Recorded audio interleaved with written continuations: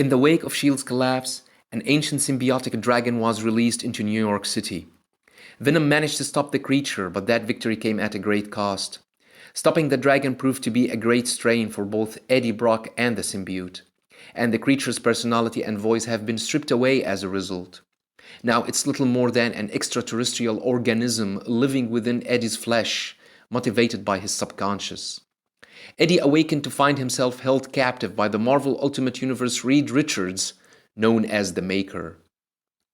Venom number 8 opens with what seems to be Eddie visiting the grave of Flash Thompson, saying that his symbiote thinks about Flash all the time. The Maker then, who was sitting next to Eddie, presses a button revealing that the cemetery was no more than a hologram, and that Eddie is still detained in the room with the Maker. The Maker says that he keeps Eddie because he believes that his symbiote knows about who stole a piece of the dragon from his lab. Eddie says that he wants to go home, but the Maker says that his apartment has been vacated because he hasn't been there for a month or so. So Eddie says that he would like to go and see Flash Thompson's real grave. The Maker then showed Eddie what seems to be a tube, saying that it's Corporal Flash Thompson, or the most interesting part of him. The Maker says that the symbiote never leaves a host. A codex is always left behind as a way for their kind to share information about the host with the rest of the hive. And that's why the dragon sample is very important. It could contain information about the symbiote species and mankind as a whole.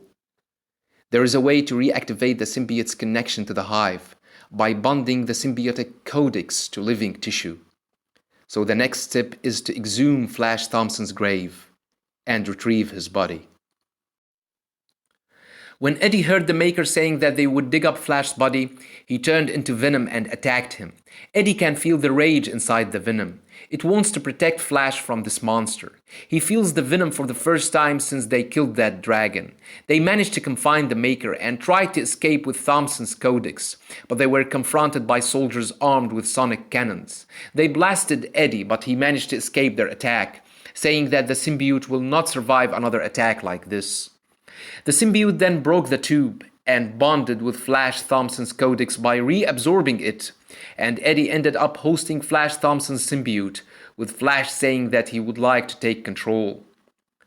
Venom made short work of the soldiers, with Eddie saying that it feels different this time. It's not like when Null infected Venom because he felt like he was drowning back then, but this is like some backup. The symbiote is speaking in Thompson's voice, because it doesn't have one of its own. With that, Eddie managed to break free, saying that Flash Thompson was a badass Venom. Eddie then goes to see Flash Thompson's real grave. He thanks him for the help back at the lab. He can't hear him anymore, but Eddie promises that he will carry what is left with him wherever he goes. He then boards a bus to San Francisco. The book ends with a mysterious man walking down an underground tunnel, saying that his team managed to retrieve the sample from the Maker's lab and that they were not followed or found. He gives the codex to a mysterious woman who says that the darkness shall devour the light, so the Lord will wake again in this new vessel, and they will join him forever in the void, with the torch illuminating a stasis pod containing the body of Cletus Kasady, aka the Carnage.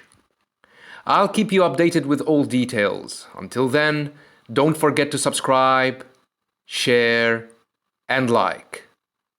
Thanks for watching, and have a nice one.